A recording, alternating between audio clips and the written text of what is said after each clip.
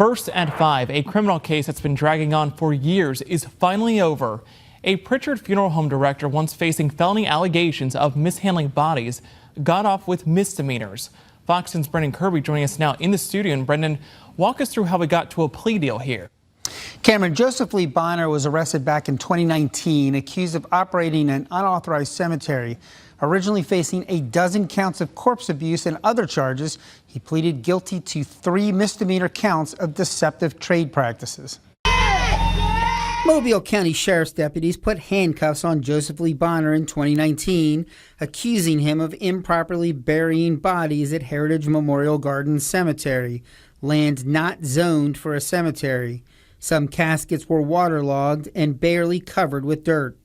A judge in 2021 took the case off of the trial docket because of COVID-19, and it stayed like that until this year. On Thursday, Bonner pleaded guilty to 3 misdemeanor counts of deceptive trade practices, and Mobile County Presiding Circuit Judge Wesley Pipes accepted the prosecution's recommendation for a 1-year suspended jail term and 1 year of probation.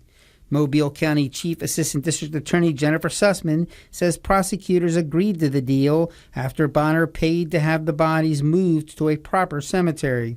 She says the felony charges might have gotten stiffer punishment, but would not have benefited the families as much. It wouldn't have solved the underlying issue, which is the movement of the bodies in a respectful way to their eternal resting place at no cost to the families, and preventing and resolving the health and safety issue, which is that of the decomposing bodies that were placed in improper zoning and therefore would periodically be unearthed.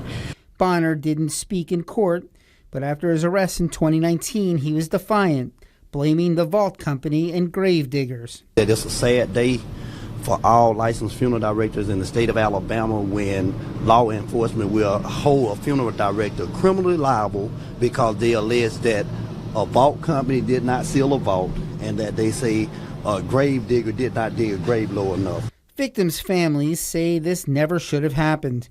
Dorothy Mitchell, whose son was one of the people buried in the illegal cemetery, says the entire ordeal has caused her family tremendous grief. He out there walking around acting like he don't have a care in the world, like it ain't nothing. What he doing is just not right, and he need to pay for what he have done. Hurt a whole lot of families. A whole lot of families been hurt because of him not doing what he's supposed to do. One of the charges that was dropped was a count of selling a prepaid funeral contract without a license, but the judge ordered him to pay almost $4,000 to a woman who bought one of those policies.